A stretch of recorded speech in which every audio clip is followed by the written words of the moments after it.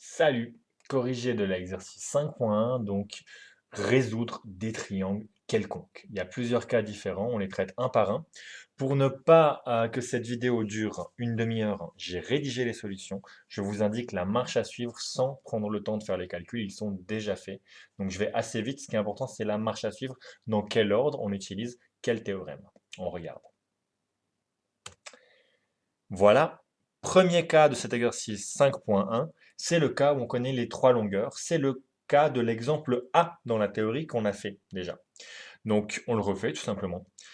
On connaît les trois longueurs, donc le seul théorème qu'on peut utiliser, c'est le théorème du cosinus. Donc je peux utiliser le théorème du cosinus qui, sous une forme inversée, me donne que le cosinus de alpha, c'est b carré plus c carré moins a carré sur 2bc. Si je fais ce calcul, je trouve 0,71. Avec ma calculatrice, j'inverse le cosinus. Je me demande quel est l'angle dont le cosinus vaut 0,71. Ici, pas de problème, je trouve 44,4 degrés. Même chose pour bêta. Je peux poser la question, que vaut le cosinus de bêta? Je connais a carré, c carré, b carré et 2ac. Je fais ce calcul, je trouve, non pas 31,0, ça n'est pas possible, mais je dois trouver, donc je me suis trompé un peu dans mes calculs, euh, c'est pas très important, je trouve une certaine valeur, et je trouve la valeur de l'angle bêta, 57,01. Très bien, j'ai trouvé alpha, j'ai trouvé bêta, comment je trouve gamma? Dans un triangle, pas besoin de trigonométrie pour faire ça, j'utilise le fait que la somme des angles d'un triangle, c'est 180 degrés. Donc gamma, c'est 180 degrés, moins alpha moins bêta, je trouve 78,5 degrés. J'ai trouvé les trois angles, il ne me reste plus qu'à appliquer le théorème de l'air pour trouver l'air. Je l'applique par exemple avec BC et sinus alpha, j'obtiens 14,7. Voilà pour l'exemple A. Exemple B. Dans cet exemple, c'est exactement le même que l'exemple B de la théorie, dans cet exercice. Donc, on connaît deux longueurs, A et B, et un angle alpha. Enfin, c'est pas tout à fait le même, mais voilà, il va ressembler. Et un angle alpha. Donc, qu'est-ce que je peux utiliser comme théorème quand je connais deux angles et un côté? Je peux peut-être utiliser le théorème du sinus. Dans ce cas-là, je peux directement l'utiliser. Le théorème du sinus, sinus alpha sur A égale sinus bêta sur B.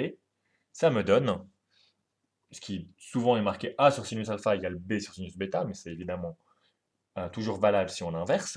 Ça me donne que sinus bêta égale sinus alpha sur A fois B. La différence avec l'exemple de la théorie, c'est que dans l'exemple de la théorie, j'avais ici l'unique angle qui ne m'aide pas, et donc je devais d'abord calculer un autre angle. Non, la différence avec l'exemple de la théorie, c'est que j'avais deux angles et une longueur, pardon. J'avais deux angles et une longueur. Très bien. Alors, ça me donne le sinus de bêta. Je trouve 0,80, 0,80 exactement. J'ai mis deux décimales de précision ici. Si je me pose la question que vaut l'angle qui vaut ce sinus, je trouve 53,4 degrés. C'est ce que me répond ma calculatrice. Mais encore une fois, je dois faire attention. Des angles entre 0 et 180 degrés qui ont le même sinus, il y en a deux. L'angle ici 53,4 et l'angle 180 moins 53,4, ce qui vaut 126,6 degrés. J'ai donc deux solutions pour bêta et donc deux solutions pour toute la suite. Très bien. On traite d'un côté la suite. D'abord, je calcule l'angle gamma. Comment je le calcule? Simplement parce que je connais alpha et bêta. Il me suffit de compléter à 180 degrés. Et une fois que je connais gamma, je peux par exemple calculer C en utilisant le théorème du sinus. C, c'est B sur sin bêta fois sin gamma. Je fais ce calcul, je trouve 8,7. Il ne me reste plus qu'à appliquer le théorème de l'air avec n'importe lequel des choix, vu que je connais les trois côtés et les trois angles maintenant, je trouve comme R 17,5.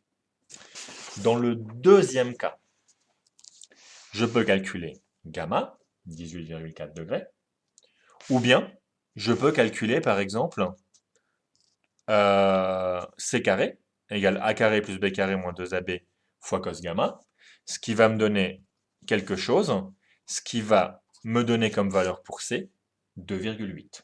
Ça, c'est une façon de faire. Je prends le théorème du cosinus. Ici, j'ai pris le théorème du sinus. Il n'y a pas une façon qui est meilleure. Je trouve qu'ici, il y a un petit peu moins de calcul à faire. pour ça que j'ai utilisé celui-là dans le premier. Très bien, théorème de l'air. De nouveau, je l'applique avec, par exemple, BC et alpha, ou bien AB et gamma, et je trouve 5,5 pour l'aire de ce triangle. Point C, ici on connaît deux longueurs et l'angle qui est entre ces longueurs, donc AB et gamma. Qu'est-ce qu'on peut calculer? On peut calculer C, en fait. C'est exactement ce que nous fait le théorème du sinus, c'est qu'il nous calcule C en fonction de ces deux valeurs. Le théorème du cosinus, pardon. C'est que C carré égale A carré plus B carré moins 2AB fois le cosinus de gamma. Si je fais ce calcul, je trouve 54,7, ce qui me permet de trouver la valeur de C en prenant la racine, 7,4. Ici, maintenant, j'ai les trois côtés et un angle. Je peux calculer, par exemple, en utilisant le théorème du sinus, l'angle alpha. J'ai sinus alpha égale sinus gamma fois A sur C, ce qui me donne, si je fais ce calcul, 0,44. Je peux me poser la question, maintenant, mais que vaut alpha? Eh bien, c'est ça le problème quand on utilise le théorème du sinus. Quand on utilise le théorème du sinus, on trouve un sinus et donc il y a deux angles possibles. 25,9 et 154,1. Alors c'est vrai que dans l'exemple précédent, les deux cas étaient possibles. Mais ici, les deux cas ne sont pas possibles. Dès le moment où je connais les trois longueurs d'un triangle, je peux le dessiner. J'ai qu'à simplement tracer une des longueurs et avec un compas, tracer les deux autres longueurs et trouver l'intersection. Ça me donne un triangle et un seul. Il n'y en a pas deux qui satisfont ces conditions. Donc je dois réfléchir, quel est le bon angle ici? Et ça, c'est embêtant. Donc, deux solutions à ça. La première, c'est de ne pas utiliser le théorème du sinus, mais d'utiliser le théorème du cosinus. J'aurais effectivement pu écrire, si je me rappelle la formule par cœur, cosinus alpha égale eh bien, b carré plus c carré moins a carré divisé par 2bc. Et là, j'ai pas de problème. Je trouve le cosinus, je l'inverse, ça va me donner soit 25,9, soit 154,1. Et ça, c'est la bonne valeur. Alors ça, c'est une chose. Si vous voulez calculer un angle avec le théorème du sinus, ne le faites que si vous ne pouvez pas utiliser le théorème du cosinus. Parce que sinon, vous arrivez à un problème. Mais c'est pas grave.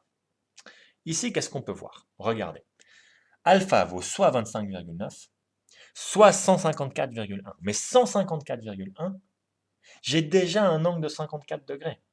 Donc, si alpha vaut 154,1, alors alpha et gamma à eux deux valent déjà 198,1 degrés, c'est-à-dire plus que 180 degrés.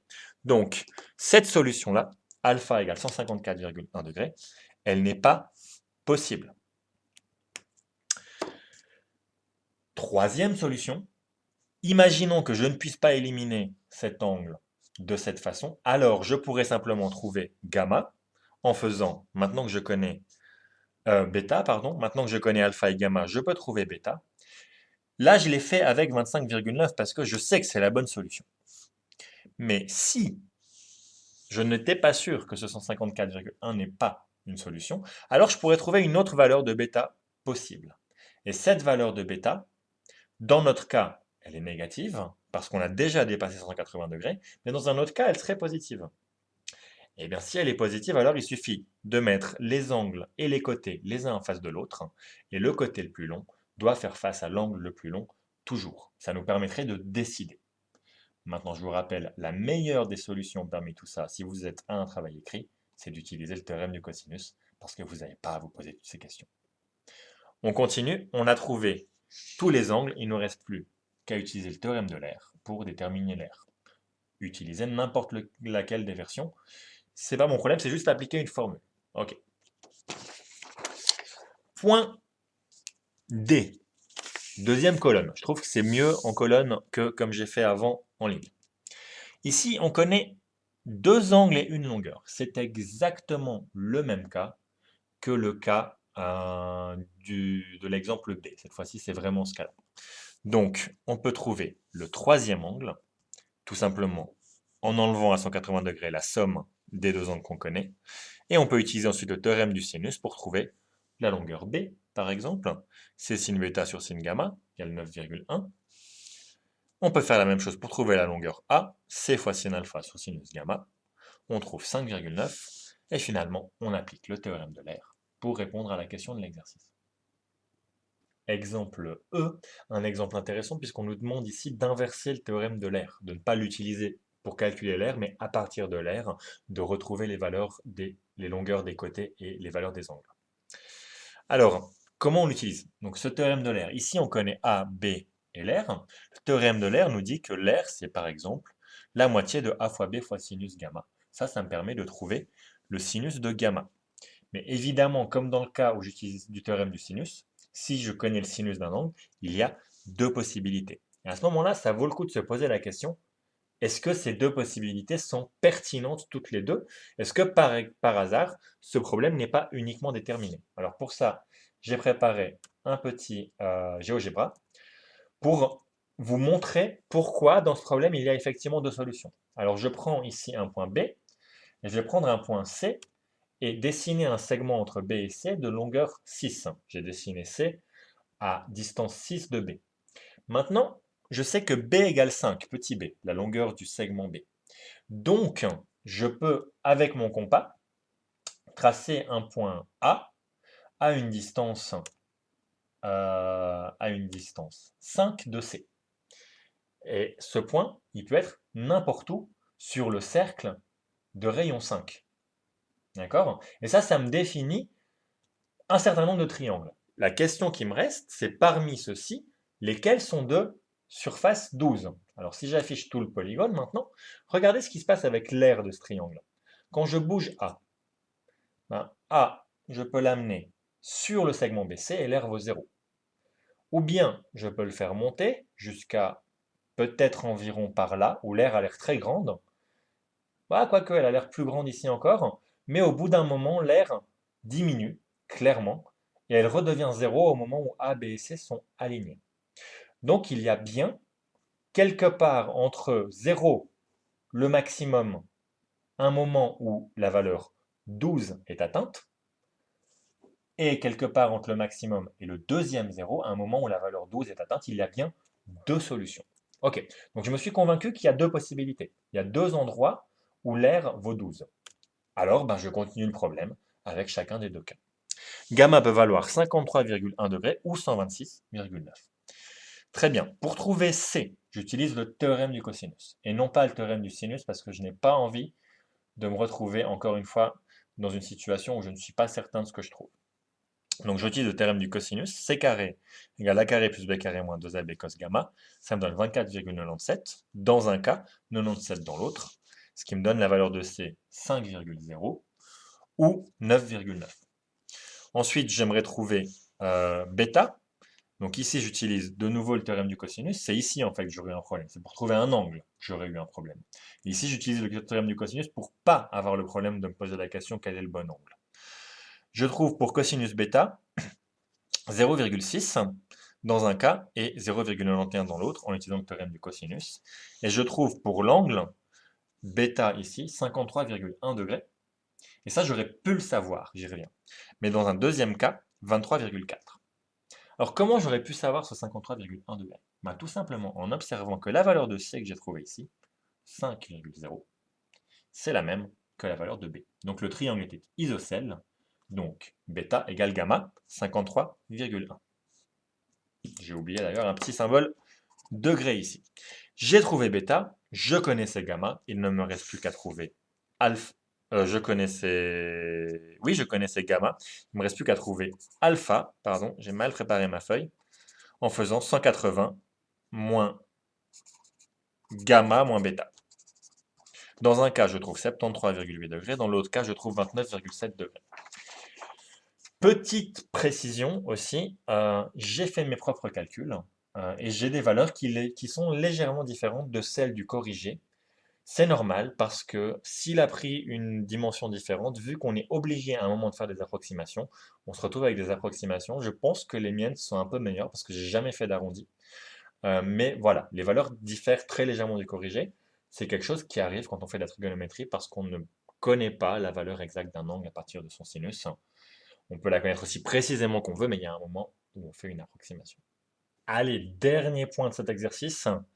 De nouveau, il va nous falloir inverser le théorème de l'air. On nous donne une longueur, un angle adjacent à cette longueur et l'air.